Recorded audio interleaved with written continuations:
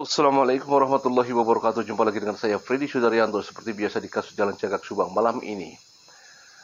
Sekarang ramai ya setelah ada persidangan beberapa saksi yang melihat posisi Pak Yosep di TKP, walaupun memang di jamnya sekitar jam 6 sampai jam 7-an lah ya, sekitar jam segituan. Ya melihat dalam melihat berdiri, kemudian ada di motor seperti itu di depan rumah TKP gitu ya. Baik itu kesaksian dari Nopianti, kemudian Wegis, kemudian juga ada kesaksian dari Anger juga ya, yang di 530. Artinya memang kesaksian ini tertuju kepada Pak Yosep. Sekali lagi bahwa memang ini tentu yang akan nanti diperdalam adalah ada kaitannya dengan pengakuannya Pak Yosep bahwa Pak Yosep itu tidak ada di TKP, bahwa ada di rumah. Tentu dengan keyakinan ada di rumah adalah dengan saksi-saksi yang akan melihat Pak Yosep ada di rumah. Minimal di jam-jam yang krusial Pak Yosep ada di rumah. Dan itu harus memang ada saksi yang melihat. Nah, ini berkaitan dengan masalah alibi. Seperti itu. Saksi-saksi banyak menyatakan Pak Yosep. Tentunya kita akan menunggu adalah tanggapan daripada Pak Yosep. Ya, tentu dari kuasa hukum tentu ya. Kuasa hukum dari Pak Yosep sehubungan dengan di persidangan nama Pak Yosep banyak disebut.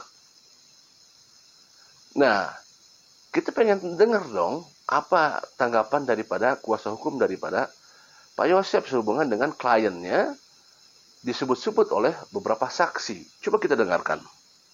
Sedangkan ini yang mana ini? Ya, 4 saksi ini gimana? 4 saksi jelas ya, 3 bohong ya. Jadi itu ada tersetting dengan baik gitu ya. Settingannya bagus lah. Settingannya bagus, cukup cukup memberikan keyakinan gitu ya. Tapi akhirnya terjebak juga dengan kebohongannya. Jadi statement awal disampaikan oleh Pak Roman Hidayat, kuasa hukum dari Pak Yosep, bahwa sudah ada kata-kata settingan. Nah, settingan yang dimaksud seperti apa? Kita coba lanjut lagi ya. Karena jelas ya, pertama baju dengan Pak Yosep juga beda. Yang disebutkan dengan baju Pak Yosep beda, apalagi saksi yang tadi siapa ya yang Wegis ya, dia seolah-olah dia melihat ke kiri ke kanan gitu. Pada saat berangkat ke TKP jam 6 dia melihat pasti posisi mobil masih berbalik ke arah garasi, tapi pulangnya sudah berubah. Jadi ini jelas juga bertentangan dengan keterangan Danu ya. Danu kan menerangkan di TKP. Ya nggak tahu ini siapa yang bohong. Yang jelas ketahuan nih sekarang. Wegis ya namanya. Wegis dengan keterangannya itu jelas bertolak belakang dengan apa yang fakta-fakta yang terungkap. Makanya tadi hakim juga cukup tertawa mendengar keterangan itu. Kemudian keterangan Ilham. Keterangan dari Wegis mengenai masalah mobil Alphard yang posisinya pertama menghadap ke garasi, kemudian menghadap pada berbalik. Ya, sekali lagi, ini nanti akan dicocokkan dengan rekonstruksi memang saudara Ramdhanu ya, di mana jam berapa mobil Alphard itu berganti posisi. Nah, itu semua ada di rekonstruksi termasuk jam-jamnya, walaupun memang bisa saja jam itu ada suatu perkiraan. Karena kan kita yakini bahwa mereka katanya di TKP tidak membawa HP, tidak melihat jam. Mungkin saja itu berdasarkan perkiraan. Tetapi sekali lagi, tadi disampaikan oleh Bapak Roman Hidayat bahwa ada kemungkinan bentrok dengan pernyataan daripada saudara Ramdhanu. Bagaimana ini? Tentunya semuanya ada di penilaian majelis hakim.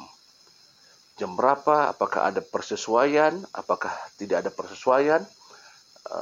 Nanti kita lihat saja nanti perkembangan selanjutnya.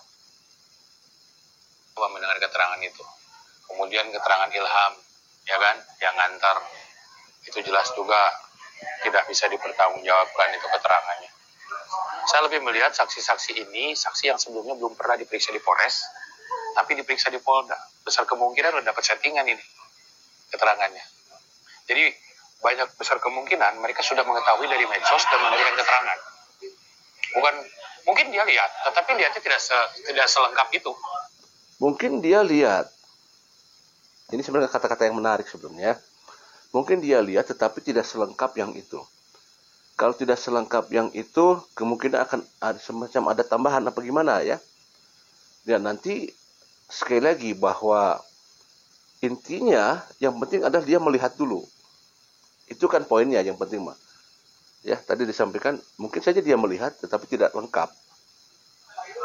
Ini lebih karena sudah mengetahui di medsos begitu rupa, akhirnya mereka ungkap dalam BAP. Contoh ya, dia saja mengingat baju yang dipakai untuk BAP dia lupa. Tetapi mengingat wajah seseorang yang beli gorengan, yang menyangka itu Abi, pakai masker pula, dia ingat. Gitu kan? Bagaimana tidak tersetting dengan baik. Tapi terserah, pada prinsipnya mereka sudah disumpah.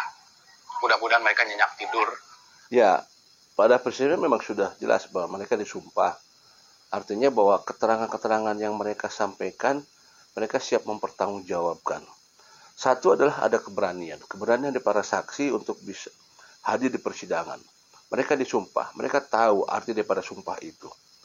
Dan konsekuensinya juga mereka tahu ya apa jika mereka memberikan keterangan palsu ya atau kebohongan. Nanti sekali lagi bahwa majelis hakim itu akan menilai semuanya. Karena penentunya adalah majelis hakim. Apakah yang bersangkutan berbohong apa tidak, dan tentunya majelis hakim, Bapak Hakim akan melihat daripada persesuaian nantinya.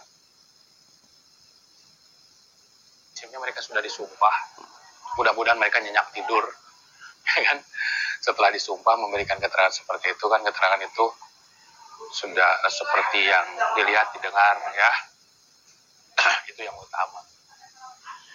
Yang jelas masih bahkan banyak kejutan tentunya nanti, dan saya meyakini jaksa hanya menerima saksi yang memberatkan saja. Berkas yang ada hari ini tidak seutuhnya. Polres Subang hampir 120 orang yang mau diperiksa, yang dihadirkan cuma 57. Dan ini juga belum pasti di mana arah memberatkannya. Kemarin Pak Dede bohong, ya kan? Kemudian hari ini juga. Terus masalah Angger itu sudah tidak diperhitungkan, keterangan Angger itu. Karena ibaratnya dia menceritakan nonton film. Keterangan Angger sudah tidak diperhitungkan.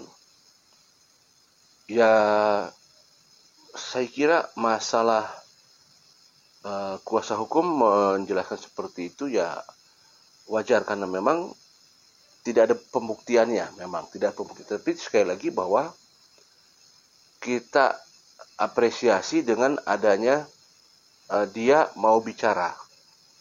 Kalau kita lihat kepentingan Angger, kepentingannya apa? Kalau misalkan dia berbohong gitu ya.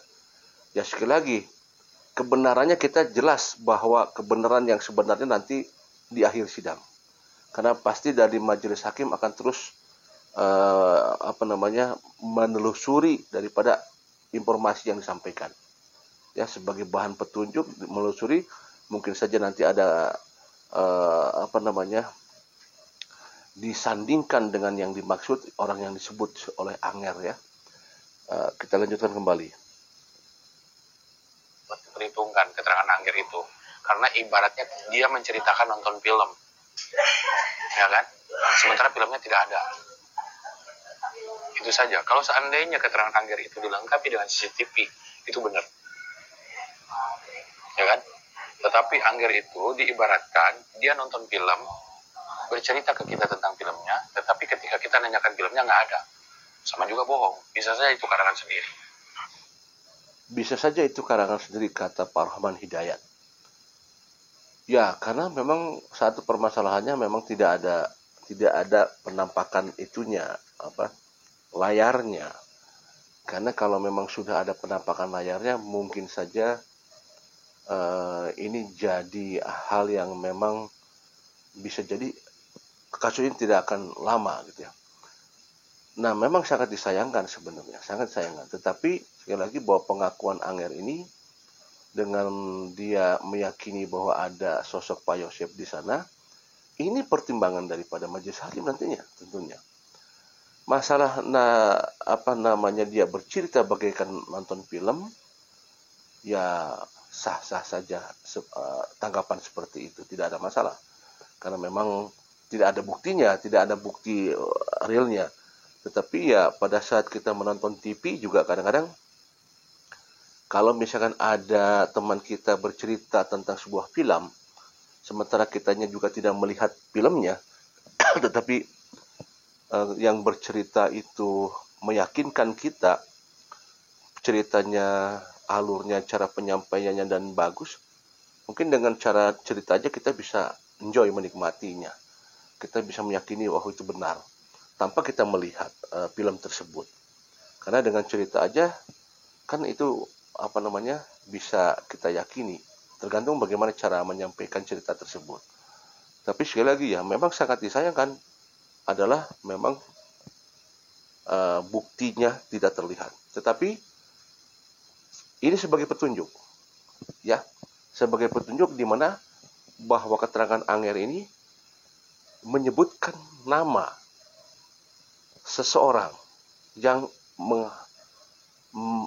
membawa harddisk tersebut dan mengembalikannya dalam keadaan kosong. Nama itu disebut, yaitu saudara Irlan, yaitu anggota kepolisian. Dan untuk menyebutkan nama seseorang itu kan itu ada pertanggungjawaban yang harus diperhatikan. Kenapa? Karena dia menyebut nama. Karena kaitannya nanti jangan sampai nanti fitnah. Keberanian saudara Anger menyebutkan itu semua, termasuk juga menyebutkan ada sosok yang terpantau di CCTV itu pun nggak sembarangan. Artinya apa? Penuh resiko itu loh. Ya, nama disebutkan, posisinya ini kasusnya kasus besar. Artinya pertaruhannya adalah pertaruhan yang sangat luar biasa. Apakah Anger ini berbohong? Apakah Anger ini hanya bercerita saja, mengarang tadi yang disebutkan? Semuanya ada di majelis hakim nanti. Seperti itu. Tetapi sekali lagi bahwa keberanian Anger ini kita apresiasi, ada keberanian untuk mengungkapkan itu semua. Kebenarannya kita tunggu saja. Tadi kata Pak Rahman, kejar ya Irlan, nanti ada kata-kata itu ya. Kejar, karena inilah yang menukar mengambil harddisk tersebut, seperti itu.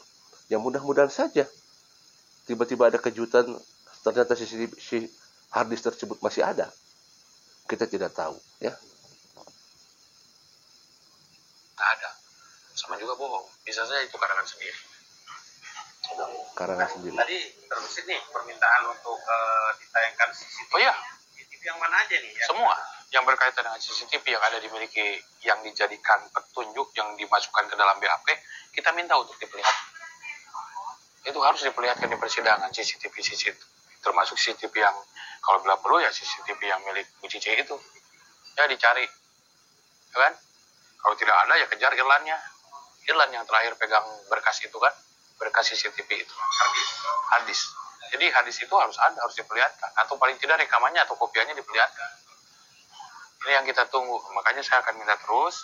Pertama tentang itu, keduanya tentang nanti saksi yang mencabut keterangannya. Wahida yang kemarin Bu Lilis yang mencabut keterangannya harus dikonfrontir tuh dengan orang yang nge-BAP-nya. Berarti Wahida itu ada berapa BAP nih selama di kasus ini? Ada yang di Polres dan di Polda. Katanya yang di Polres dicabut. Ya. Berarti cuma 2 di Polres. Ya, intinya ya itu tadi ya, bahwa kita kan tadi membahas yang masalah 4 orang saksi yang memang beberapa saksi yang menyebutkan nama Pak Yosep. Ya, tadi saya sampaikan di prolog awal bahwa pada saat kita memberikan narasi-narasi, analisa masalah yang saksi yang menyebutkan nama Pak Yosep, ya tadi kita juga harus dengar juga apa yang tanggapan daripada kuasa hukum daripada Pak Yosep, Bapak Rahman Hidayat. Kita dengar tadi ya. Jadi tetap bahwa Pak Rahman tetap dengan keyakinannya bahwa apa yang disampaikan oleh beberapa saksi memang ada yang memang beberapa disangkal seperti itu tadi kita dengar.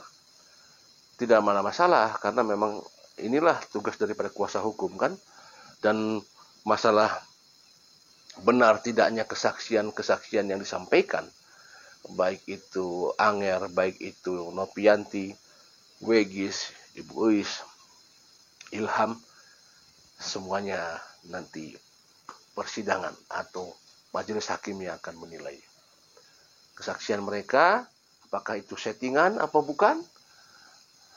Nanti kita tunggu kelanjutannya, ya. Apakah ini memang settingan atau bukan, seperti yang disampaikan oleh Pak Rohman.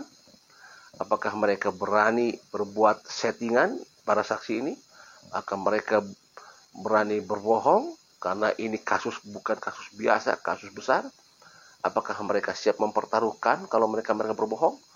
Tentu sekali lagi masalah benar dan tidaknya, bohong dan tidaknya, jujur dan tidaknya, itulah nanti hakim yang akan menentukan. Tetapi yang jelas kita sudah dengar tadi tanggapan dari Bapak Rohman Hidayat selaku kuasa hukum dari Pak Yosep seputar masalah nama Pak Yosep disebut-sebut oleh para saksi. Semuanya Anda para netizen yang bisa menilai semua itu. Assalamualaikum warahmatullahi wabarakatuh.